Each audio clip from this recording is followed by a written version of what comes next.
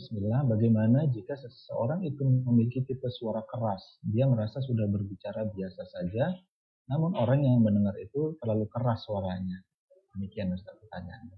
Ya. Di zaman Nabi SAW pernah ada seorang sahabat yang bernama Thabit bin Qais Ibnu Syammas kalau nggak salah. Beliau ini memang punya suara yang keras gitu.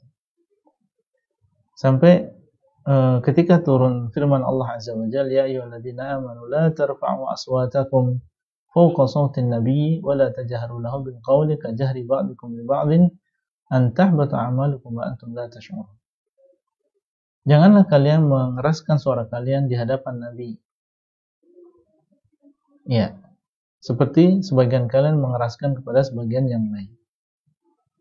Karena akan batal amalan-amalan kalian sementara kalian tidak merasa yang demikian. Thabit bin Qais ini, ketika turun ayat ini beliau bersedih. Sampai beliau menangis di rumahnya dan beberapa waktu Nabi SAW tidak melihat beliau. Nabi SAW beliau sangat perhatian dengan sahabatnya ya. Sehingga ketika ada seorang sahabatnya yang tidak kelihatan, beliau tanyakan, kemana si fulan? Ya, kemudian ada seseorang yang mencari kabar tentang Thabit bin Qais dan ternyata sebab si Thabit bin Qais ini tidak hadir adalah karena dia dalam keadaan menangis, dalam keadaan takut batal amalan. Ini keadaan para sahabat radhiyallahu taala anhum, bagaimana mereka menganggap bahwasanya Al-Qur'an dan ayat yang diturunkan kepada Rasulullah SAW ini adalah surat dari Allah untuk mereka semua. Ya ayyuhalladzina amanu, wahai orang-orang yang beriman, janganlah kalian keraskan suara kalian di hadapan Nabi.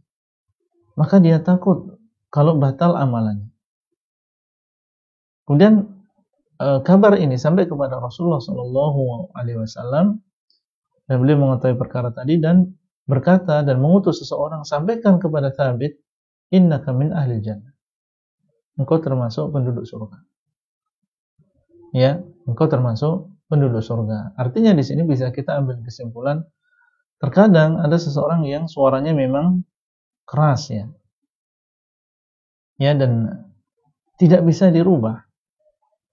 Suaranya memang keras dan tidak bisa dirubah. Ketika dia berbicara keras, bukan maksud dia tidak menghormati atau menghina atau melecehkan orang yang ada di hadapannya. Karena memang suara dia adalah bawaan dia demikian. Dan dia sudah berusaha dan tidak bisa berubah. Maka dalam keadaan demikian ini bukan sesuatu yang tercela, ya, tercela dan perkara yang dimaafkan insyaallah, karena itu terjadi bukan karena keinginan untuk meremehkan orang lain atau kehendak untuk menghinakan orang lain, tapi itu memang bawaan dia yang tidak bisa dirubah. Dan Allah mengatakan la yukallifullahu nafsan illa wus'aha, seorang tidak dibebani kecuali dengan kemampuannya.